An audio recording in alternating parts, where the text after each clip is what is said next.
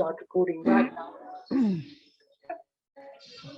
So thank you very much for my reminder. And electricity in South Africa is a bit iffy. So Julie, are you going to be able to be our co-host for the evening, please? Okay. Thank Hey, you. Julie. It's just as the backup. It's we're not expecting any problems at all. Are you going to make me co-host then? I Come will on, do, Julie, yes. you can do it with me. I'm happy to help. I love it. That's the best. Okay. Oh, so much fun. Jim, I can make you a co-host as well, if you will. Our quote for tonight's meeting comes from Alexander Graham Bell. Concentrate all your thoughts upon the work at hand. The sun's rays do not burn until brought into focus. We know that. I just thought it was actually quite a nice, competent quote, because it does say exactly what we know and what we should be reminded about. What's coming up is we've got our Makers Kids Club, a really fine 4-month program for the kids. Warren Wilson from Australia is coming up on the 16th of March. If you've been lucky enough to talk to Warren or to speak to him or to listen to him, he's that kind of inventor that once you've listened to him, you suddenly realize you know a lot more than you thought you knew, and what you didn't know, you learned more about. He's got a very special skill, and I'm looking forward to his talk as well. After that, we've got Ken Johnson from the USA. He invented the game Phase 10 way back. Oh, I love that game. I love that game. That's a fun game. It's still going, which is a remarkable comment on the game and the changes and the iterations since. So it's going to be a very interesting day as well. I will now stop sharing, and I will make Julie our co-host.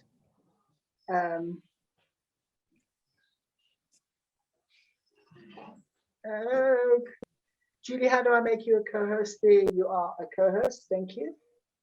Please accept. And Jim, I would like to hand over to you, please. Okay.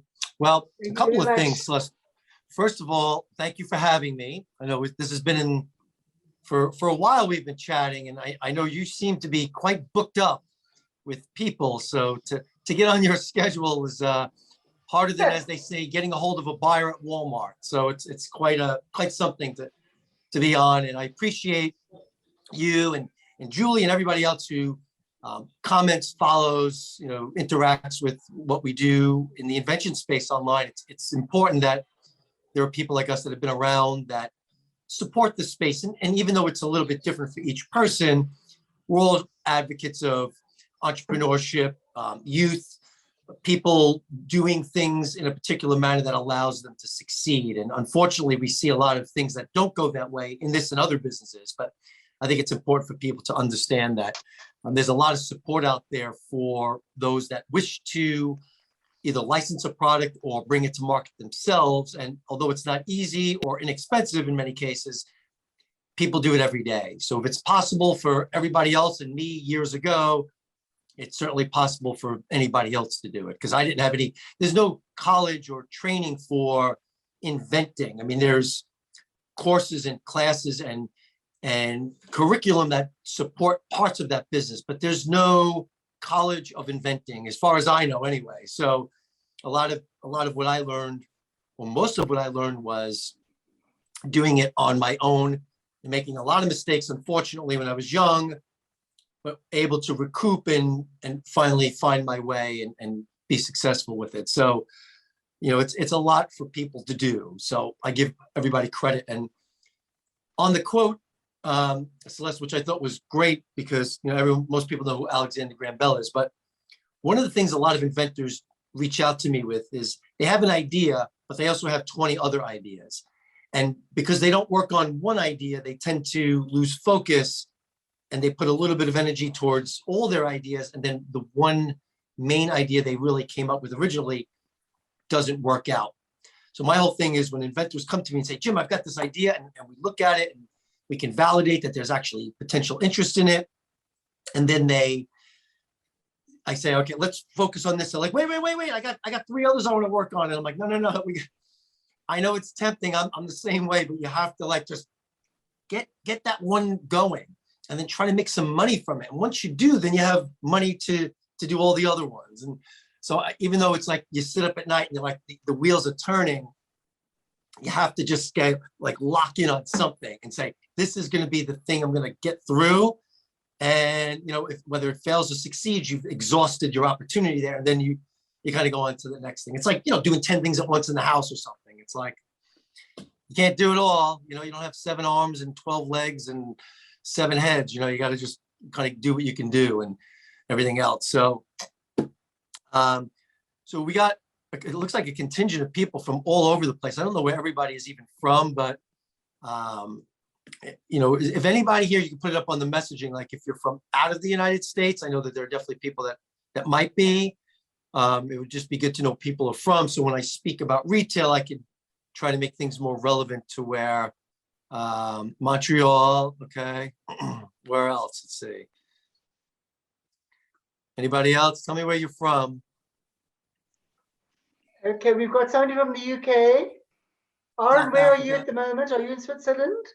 Yeah, Switzerland. Yeah, Switzerland. Oh, welcome. Oh, I want to Thank go you. there. I want to go. Yeah. Switzerland's a beautiful country. UK. Yeah. We've got quite a few South Africans tonight, Jim. Aaron from Switzerland. Yeah, you got a world contingent here. Yeah. Believe me, that's very royal. Yeah. That's South in Africa. Switzerland. Is Julie the only one with me that's from maybe the United States? Let's say not Namibia. Wow, we're getting people from everywhere. Woo. Celeste, you got them everywhere. That's really nice. Yeah. It's really nice to see that. Yeah. Wow. I think you were the draw card, Jim. You've got to take some responsibility, unfortunately. I'll be the USA representative, maybe. I don't know. It might only be a few of us here, but well, look, let me start by saying it. And Celeste, you may know this. I've been doing events, live events, virtual events the last few years, trade shows. I've been on reality shows like, Make Me a Millionaire Inventor as an investor. I've worked on Shark Tank. For those that do not know my background, after creating my own product company and selling it, was to work on the back end of Shark Tank with Kevin. And I was the guy who was putting all the products that got funded or even that didn't get a deal into all the major US retail chains like Walmart and Target and Costco, Bed Bath & Beyond. I'm sure everyone from everywhere knows most of those or some of those retail names. And so whenever I do these events, I always like to tell stories and share things with people that they can't get on the internet, because you can all look up how to price a product or what a patent is or all the rules about how to get a product made or licensed. But what you don't get is the experience of hearing stories, whether they're my stories or the stories of people I work with who have struggled or have been at it for years and years and years, and they just can't break through or get to the next step for whatever reason. Sometimes it's money. Sometimes they just get stuck on something and they can't get out of their own way. They can't make a decision on how big the product is or what color it should be or how particular it needs to be. And what you get there is this kind of confusion about the process of inventing. And so if anybody has any questions along the way, and I don't mind interrupting myself to answer questions, even though Celeste, I know there's a Q&A at the end. My whole feeling with things like this is I want people to get their questions answered as best as possible. So I know that whenever I go to an event, I don't want to just hear somebody ramble, but I have questions, and I hope that the person speaking can at least get to some of those questions. So let me start by saying that I'll kind of give you an overall state of retail. Now, I'm not sure how it is in every country. We all know COVID has affected a vast majority of places, but in the United States, things have sort of calmed down, and we're sort of coming out of the mass hysteria that is COVID, and the retailers are open basically normal hours these days. There are still shortages of some products, but really nothing of magnitude. And what's happening now is retail's getting back to business, and in particular, the large chains that are worldwide, like the Walmarts of the world, they're doing quite well because they serve the average person. And they're always looking for new things, new products.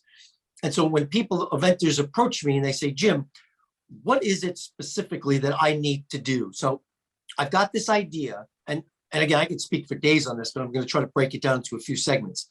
If you have a concept in your mind, and maybe you just have a rough prototype, or you filed for patent protection, or whether it's a provisional or a non-provisional actual patent application,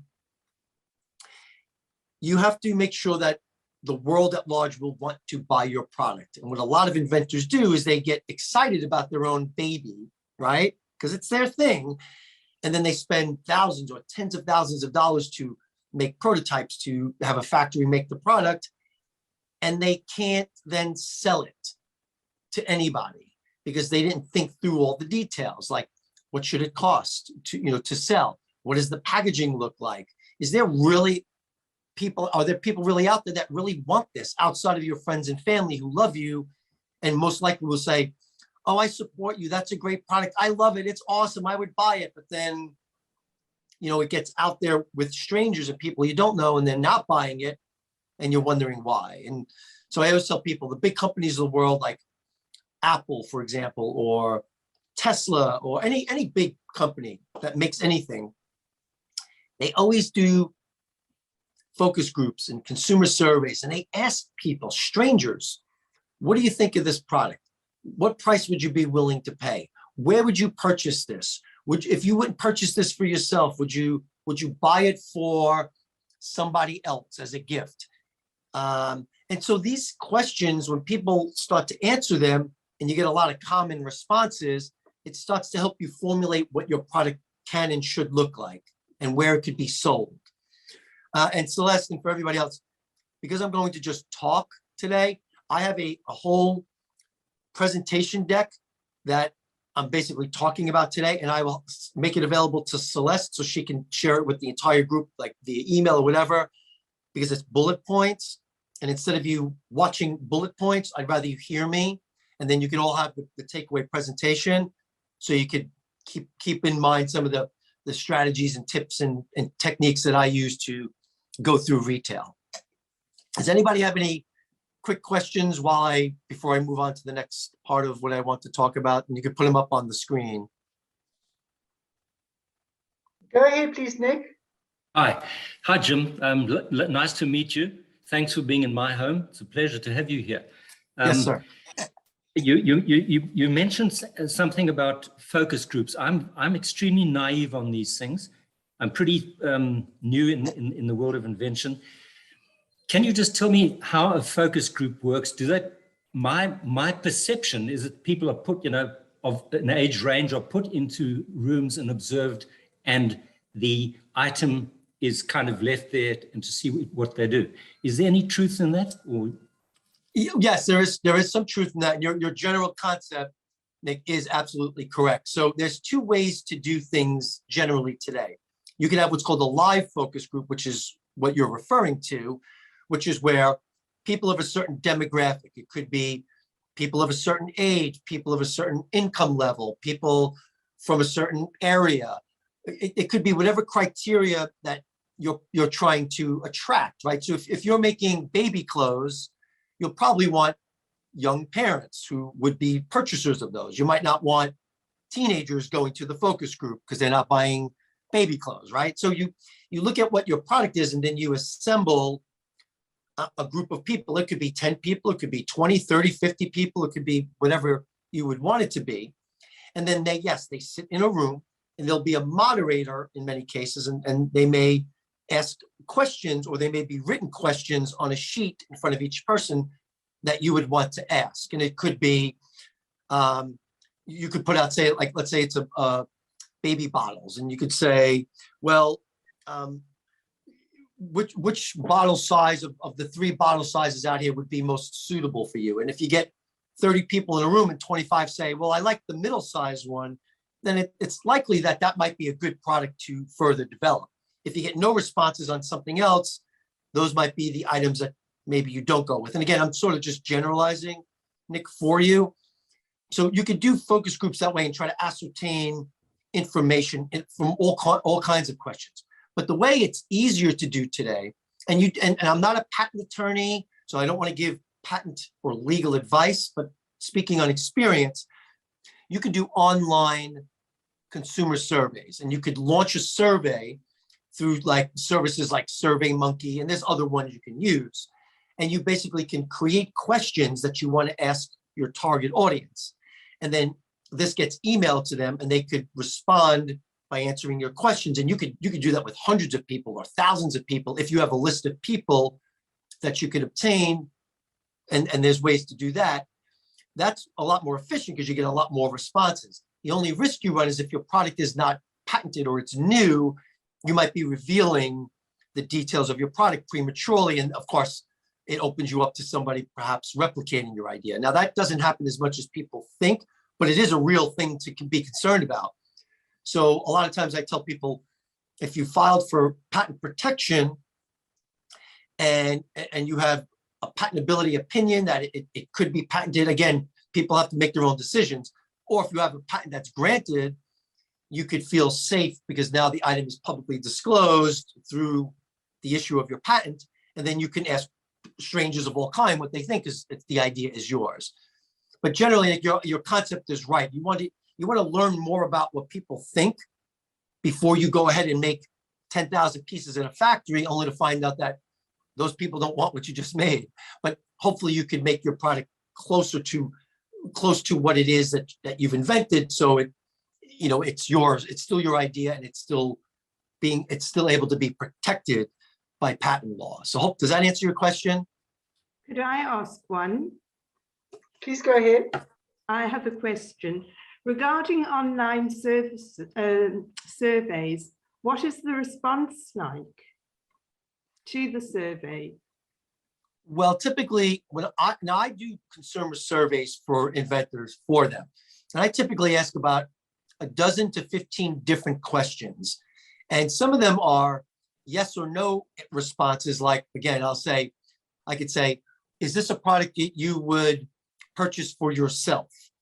And they could say yes or no. And then a leading next question could be, if they say no, if no, the next question would be, is this a product that you would purchase for a family member or a friend or a coworker?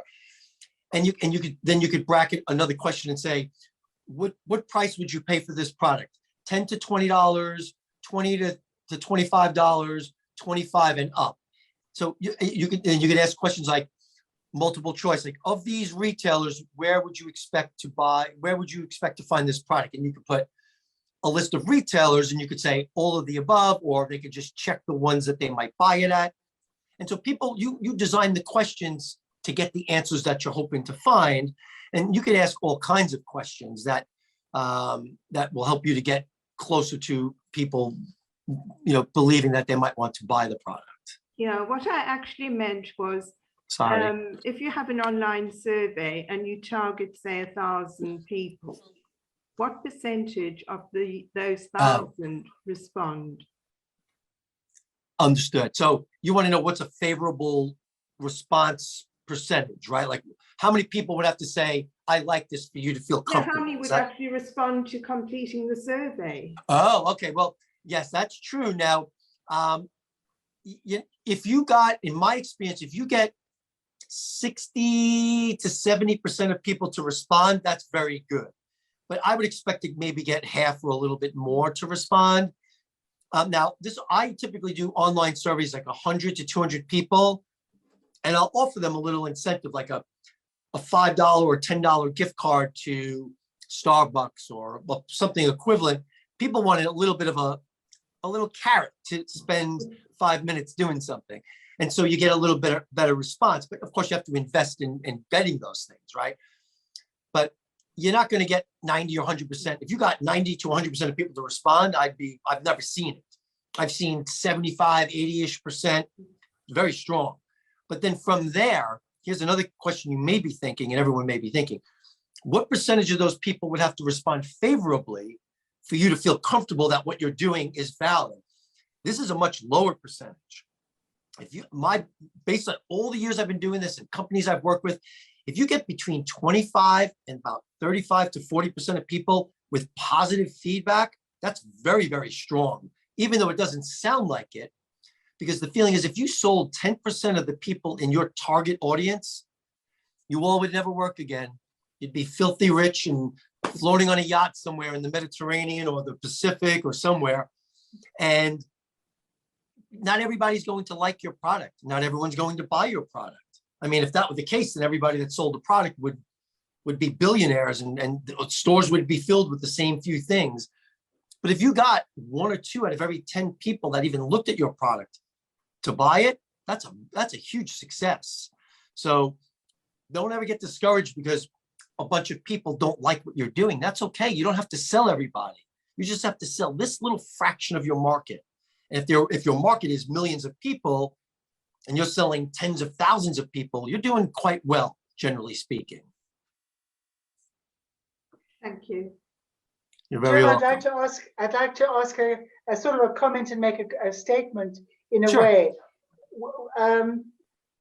What kinds of products are good to say this is a retail invention, innovation, creation, whatever? What does retail look for? Okay. So every year, Celeste, that's a great question, by the way. I always write an article about the hot items at retail, like the things that people want. And, you know, in the States here, it always seems to be the same. And I'm also going to give you my philosophy on what I like to see in products. And I'll start with that first. I like simple things. I like things that people can look at and within a few moments understand what they are. So I always tell people, if you could buy it at like a Walmart or a Target or a Costco, and I know some of the other stores, you know, overseas, if you can get it there, that's something I would be interested in working with because they're not overly complicated. Things with too many wires or things, lasers shooting out of them or crazy engines and stuff, that's not my world. That's not something the average consumer is just going to go and putting in their buggy or their shopping cart and walk out of the store with. But in the United States, there are certain categories that are very popular, like one being pet products. Pet products in the United States are really, really, it's a booming business. So anything that helps for dogs and cats and fish and birds and anything that like domestic pets is a huge category in the United States. So it could be clothing or bowls or toys or gadgets for pets is a huge, huge business.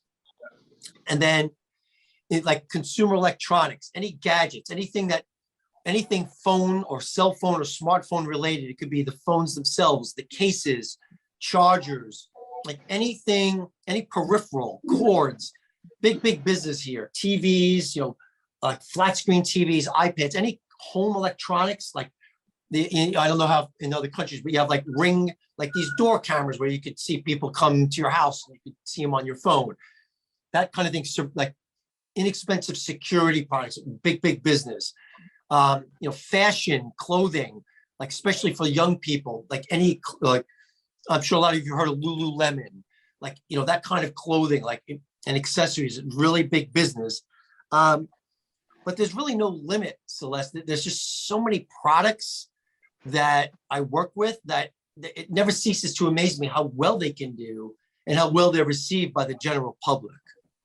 But it doesn't seem as if there's any specific kind of product that's only for retail.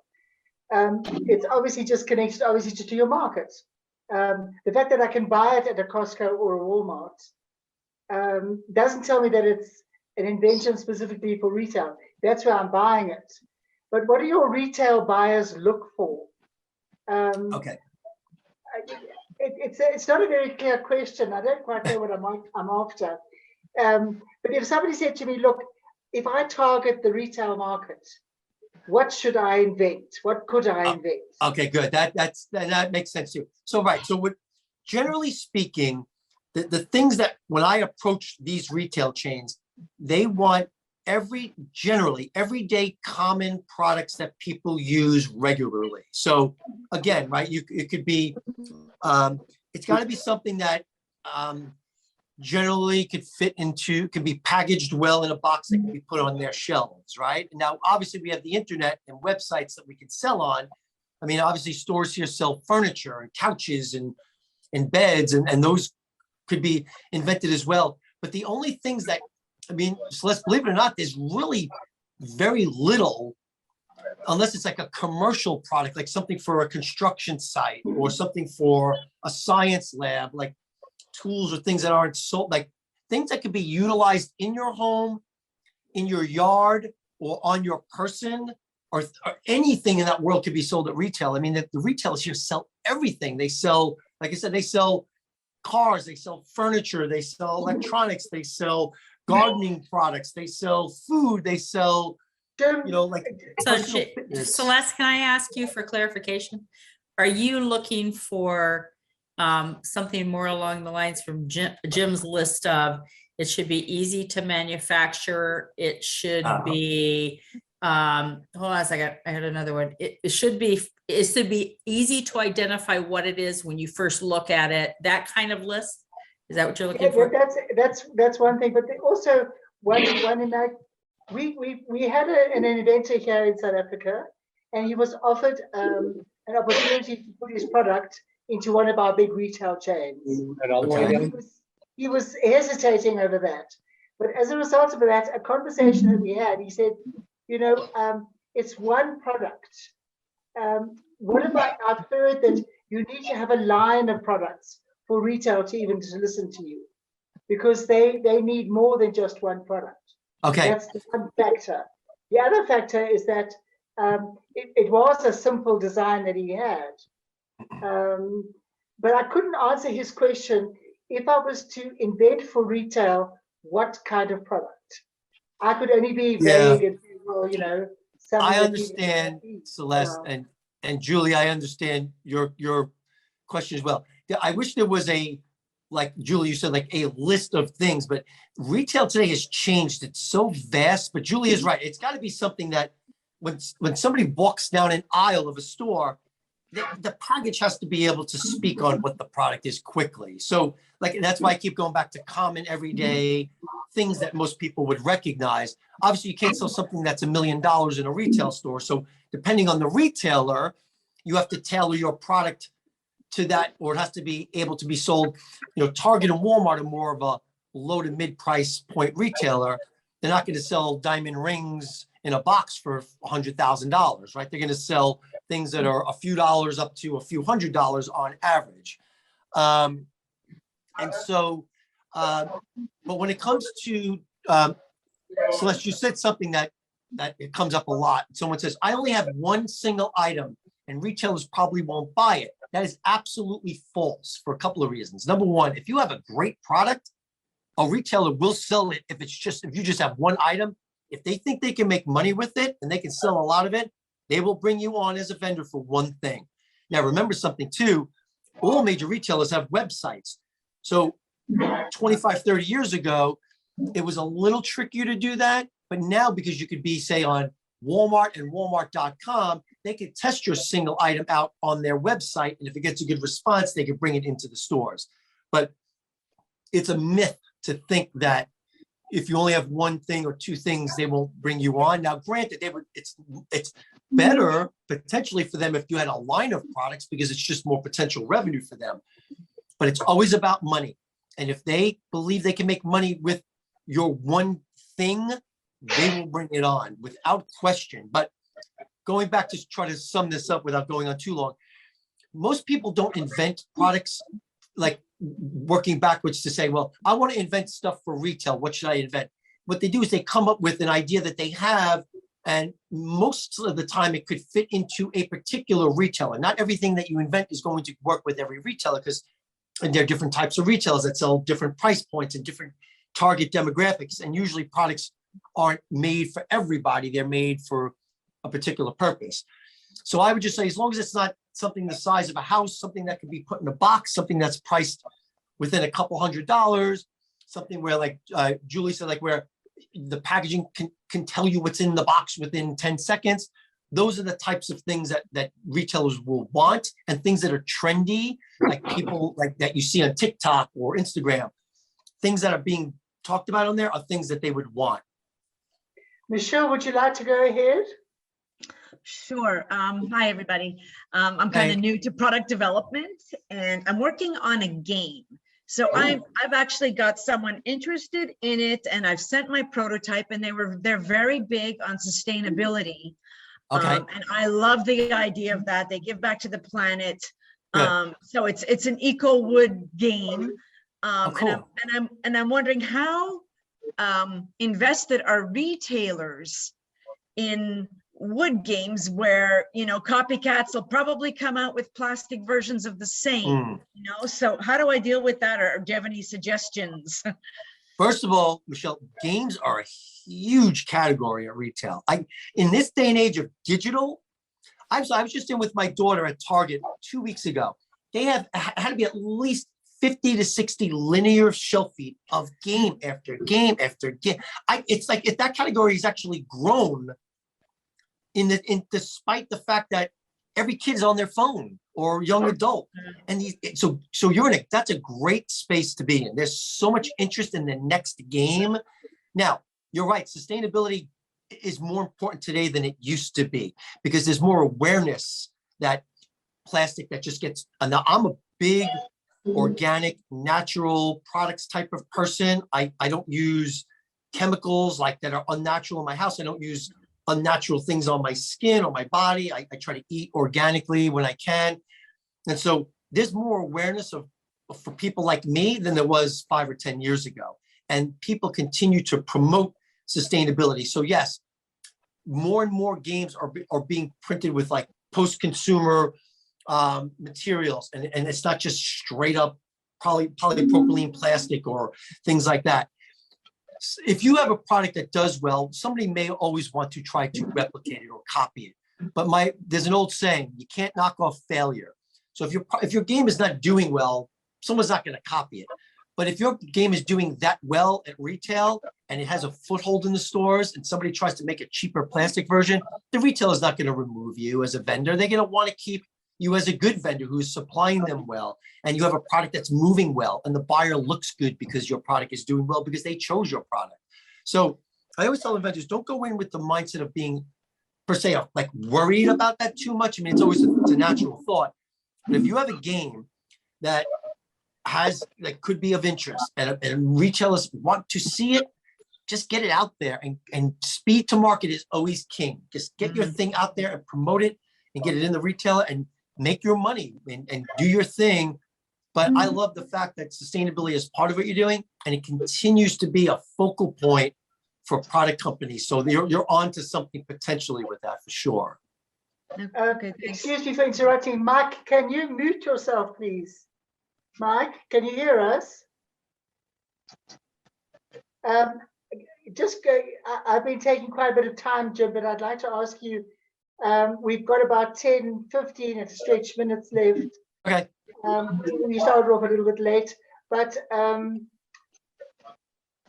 do you have any, before you start your bullet point rush, do you have any tips on me as individual approaching a large company? Who do I speak to and how do I speak to them? Good. This is always things I always talk about, the levels of the buying level. So people say to me, Jim, I want to sell to Walmart. I want to sell to Costco. Right. Who do I reach out to? Where do I find the names of the people I need to reach out to? So now I've been doing this a long time, so I've developed relationships over time. But the title that you want to approach is either an associate buyer or just a merchandise buyer. Like you could say buyer, associate buyer, merchandise manager, vice president of product. There's a title, there's an initials D as in David, DMM, divisional merchandise manager, or GMM, general merchandise manager. There's a lot of people that can buy products or oversee products at retail, but generally just the general merchant, the buyer. So again, if we're talking about, so if we have this game, right, we were just talking about, so there's going to be a game buyer and sometimes the buyer is not called a game buyer. It could be the toy buyer, could be There could be different names, but or somebody in that category for, indoor games or games buy or something like that. Retailers have different titles for different categories, but you generally would just want an associate buyer who's like the first level of person, and then a senior buyer would be the one that would ultimately make a decision. But then that senior buyer generally has to get approval from a DMM or a GMM or a VP to lock the deal in. And again, it varies from retailer to retailer. And then a lot of people say, Jim, where do you find them? I'm like, look, I have relationships, but the best source is on LinkedIn. LinkedIn is the very best resource to find buyer names now, because you could put in the space bar there of the search, any retailer, and you'll get 100 names of buyers. Now, will they connect with you is another thing, but that you can see from many of them, their full name, their actual title, and in many cases, the actual category that they buy. So it's worth the time investment to do that. Of course, you can go and set up at a trade show and buyers can hopefully come in, and there's other ways to find buyers. But LinkedIn is, to me, if I don't know somebody, I'll go to LinkedIn and find them. Thank you, Jim. And Michelle, a quick question, and then we're going to hand back to Jim to look at his bullet list. I don't want to let him run away without zipping through that. Bullets are lovely, and sometimes they make sense, but a lot of the time they need some explanation. So Yes, I don't want of to let him go. Michelle, go. Okay. Yeah, thanks for answering my question before. Just another Sure. one kind of to tag on. If I do manage to get a deal with this guy that is looking at my product, how do I support him? Like if I go out there and try to get other buyers, like how do I say, yeah, it's my invention, but it's, you got to go through this guy over here. Like it seems like a real touchy sort of thing. Is he a rep, or he or she a rep? He owns the company. He owns the company, the game company that you're, Yeah. okay. So are you worried that he's going to approach other retailers outside of what you're No, trying to do? I hope he does approach other retailers. Like he's looking at my product. I mean, I stumbled on him by accident, and it was a fluke. It was the only person I've spoken to, and he's very interested. But I'm wondering, like, because he's just one guy who's great in marketing and everything, how can I help him get into, let's say, the Walmarts if he's not in Walmart? Like if I contact Walmart, do I say, I'm an inventor and I've got a licensee that's, got my product. How do I steer them to buy from him? Well, that's the thing. So like normally I would say to you, like, look, I have all those contacts. I can get a hold of all those people. But in this particular case, if he's is he a vendor at certain retailers, or like, is he set up selling? I'm trying to understand his whole thing there. He's got a company where he sells things. He's got a couple of inventors that he works with, and we need to do a lot of the work, and then he'll pitch to educational facilities from what I understand. And I think he's got some online presence in Amazon. He's been on QVC with some of the products. I think he's got like 30 suppliers that have 150 stores. Okay, I think what you have to do is you have to really define exactly what it is that who he's approaching, and get a list. I mean, I would say, who do you have relationships with? Who can you approach? And then you'll have your list that you can approach. But when you approach buyers, I would you have a sell sheet, right? You have a one pager. Yeah. Okay, so you can feel free to send it to me. I'll definitely tell you if I think it's a good thing that a buyer would want to see. I'll absolutely look at it for you. Oh, okay. And then you can get my email. However, you can connect with me on LinkedIn and whatever. And then you email. I don't call any buyers. I email buyers. And I say, hi, Jane, Joe, whoever it is. Got this product. I understand you're the buyer for this category. Would love for you to take a look at the sell sheet. I'm happy to send a sample if you're interested. You don't have to say you're an inventor. Just, you could say you're the president of the company. I mean, you don't even have to say who you are. Just your name. Hey, I'm Michelle, and this is my product, and here's attached sell sheet. If you have any questions, let me know. I'd love to follow up. That's fine. I mean, that's what I do generally. But if I have a licensing deal with the other guy, like how? That's the thing. I don't want to, like, I'm not going to go behind his back and sell. Of course not. That's why. Why don't you and I, we'll connect offline. If I learn more details, and I'll try to help you. I can tell you how the relationship could be done copacetically. So you're right. So, because this happens all the time. You have a licensee or reps, and Yeah, you don't want people running into each other. No, Issues, buyers don't like that either when there's multiple people coming I from don't want to different screw directions. him over, you know, he's. No, he's and you taken don't, and interest you and want he's to been super maximize, helpful. and you want to Yeah. maximize your opportunity. So connect with me off here and I'll guide you along, no problem. Oh, I really appreciate that. Thank you very much. You're welcome, you're welcome. Okay, Jim, you've got my absolute permission to look at your bullet list. Okay, so really looking, and Celeste, I hope, hopefully one day we can get back on and do more, but again, I'm gonna get you my deck and you can get it to everybody. But generally what I like to always tell people is that, you know, I go through the state of retail, I'm like, you know, retail's coming back. I go through the types of retailers that exist, but, you know, I don't want to spend any real time on it, but, you know, you have club stores like Costco and Sam's, and you have, you know, off-price retailers like TJ Maxx and Marshalls and Ross. Some of these places aren't overseas. Like I know in the UK, they have TK Maxx and Winners up in Canada and places like that. And then I talk about what they need from you, which is a sell sheet. They need pricing. Like you have to have pricing. If they say, what's the product cost me? You have to have a cost ready for them. And you have to, and I get into the pricing levels, and all this would take hours to really go through, but you have to have pricing ready. You have to have a sell sheet or a sales deck that outlines the main benefits and features of the product, so a buyer can understand what it is that you're pitching to them, right? And then we go through, like, you know, if a buyer is interested, they'll send you vendor setup forms, and you have to have all your information ready, like the product dimensions, the weight, the height, the width, you know, the UPC codes, you know, the barcode, you need that. You need product liability insurance. So there's a lot of needs, and they're all listed on my deck. And again, if people have questions, they can reach out to me, but a lot of it is preparation, Celeste, as you can imagine, and having a package made, and making sure that the package says certain things, and it's attractive and impulsive. And all these things add up to having something that you can present.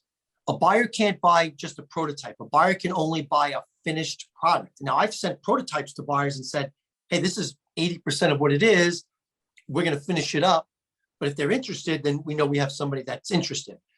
But buyers ultimately can't buy something that's duct tape and glued together, right? They need to see something in a box that they can envision what it's going to look like in their stores, right? So all of those points are really valid. And then again, understanding how to approach buyers and what to say, just like Michelle and I were just talking about. Like, you send them an email and say, hey, my name is Celeste. I understand you're the buyer for this category. I've got this new widget. I understand that in your stores and online, you sell similar widgets. I'd love for you to take a look at this. I'm able to send a sample if you're interested. Those just general greetings. You're not going to sell somebody on an email, right? You just want to get them interested, so they want more information from you. So all these little things are things that I would normally talk about, but I love the questions here because people are, hopefully these questions are helpful to other people as well. And so if you want to just have people ask me questions right now, that'd be good too. And then we could, you know, go, and then I'll send you the decks and you can disseminate those out. Okay, Jim, I'd like to invite you here because I've got witnesses.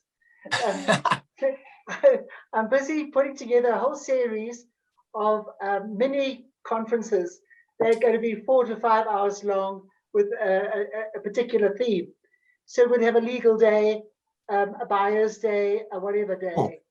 And maybe I would like to ask you to make it a Jim Betta day. Oh, where that'd be that fun.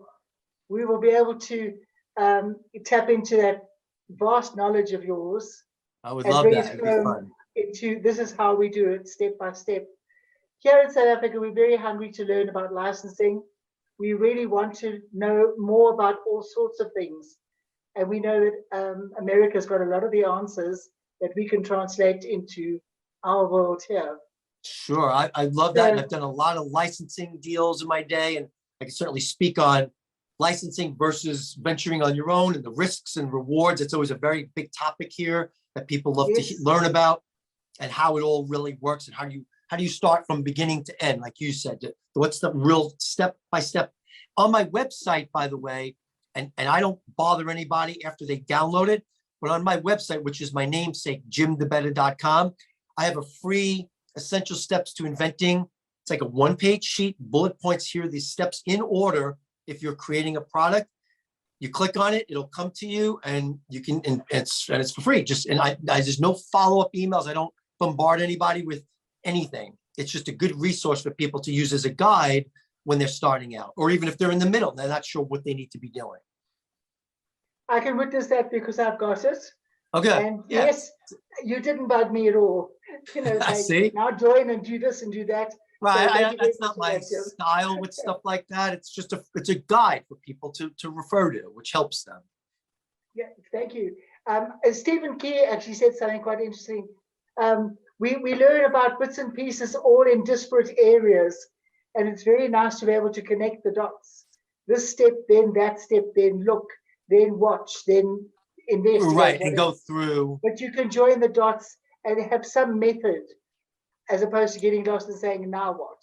That's exactly right. And that's what we try to put people in phases. And Michelle, it's my name. It's Jim D Betta, Jim, D as in David, E, B as in boy, ETTA, jimdebetta.com. You just Google my name, my site will come, I'm sure will come up. People, are there any other questions right now for Jim? Yeah, not a question, but a comment. Jim, I thoroughly enjoyed this session. Thanks, Ken. Very down to earth, practical, based on a lot of obviously experience and some of the adventures that you've been through.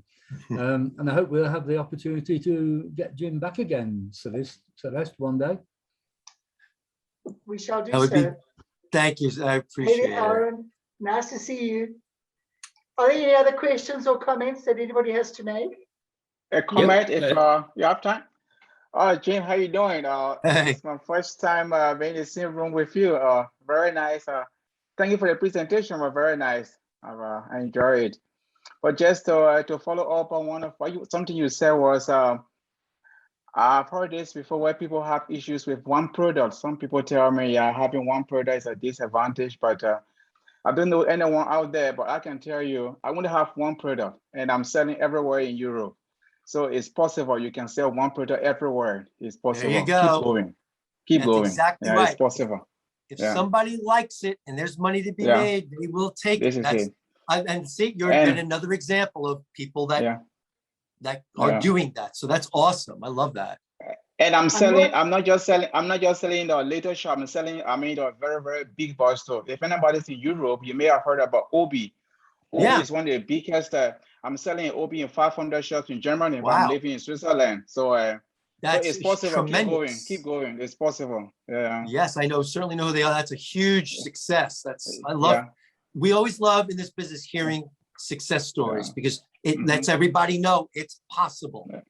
This is Everybody it. who's Excellent. here, Thank you, they Jim. might have Thank you. also Yes, sir. attended Aaron when he came to visit, he came to address us and tell us his story. You remember Yari Kids and the toilet Yeah. trainer? Yeah. That's Aaron McGill. So Aaron, very nice to see you coming back to us as well. Nick, did you have a question? Did. Thank you, Celeste. Jim, for my sins, I live in a country that, compared to US, I'm from South Africa. It's relatively small. And I try to grasp, and I hear you mentioning these, massive chain stores like the Walmarts and etc. I obviously know of those names. What is the typical number of stores or of the big chains, chain stores or groups in the United States? Because I kind of have this sort of thing going through my mind, even if a product gets for a trial run through each and every, let's say even 50 units to each and every Walmart store, Right. that's a huge amount of volume. Is that Oh, correct? yeah, it's very much so, because chain stores in the United States could be regional and they may only have 20, 30, or 40 stores, but you have the big chains that have thousands or tens of thousands of stores. Yep. So absolutely, if you can get a test in a Walmart, they'll test it for a period of time, and maybe it could be in 50 stores or 100 stores or 200 stores. And if it does well, they'll just keep rolling it out and rolling it out. Anytime you can, and that's more common today where they will test before they go all in on all their stores, right? So absolutely, it doesn't matter what size the chain is. If you can just get something going with them, even in a small amount, if it's doing well, they'll be very happy to add more to it. So Thank you. Are there any other queries, questions? Jim, we've gone over time now, so thank you very, very much. Yes, and I appreciate you just having me on today. Julie, thanks for your Oh, it assist. was and our pleasure. good to meet everybody. And again, I'll get you, Celeste, offline the deck. And if anybody wants to reach out to me and has any specific questions, I'm happy to answer them. Okay, that's really great. To everybody else, before we say goodbye, we've got this idea of those who wish to stay behind and who've got a bit of extra time, we're going to just cool down after this meeting and just chatter. We could talk about anything you like, and we could also talk about the bits and pieces that Jim leaves behind in our minds before we actually see the notes. So for those of you who wish to stay behind, please do. We'll just have a brief 30-minute networking session. And now to say finally goodbye, I'd like to hand over to Ken, who's our chairman of III. He will close the meeting for us. Thank you, Ken. Thanks, Celeste. Yes, I don't want to repeat what I just said, but Jim, thank you very much. And I do hope we see you again. And for other people who are outside of South Africa, don't forget we've got lovely, lovely game reserves and lots of interesting things for those who want to take a trip here. And maybe Jim and Michelle and I don't know who else is overseas there. We might see you in our country one day. That sounds. Thank you, Jim. Thank you, sir. I appreciate it, everyone. Thank you so much. Thank you. For Okay, everything. bye-bye, everybody. Thank you very much. See you Cheers. next time. Bye-bye. Bye.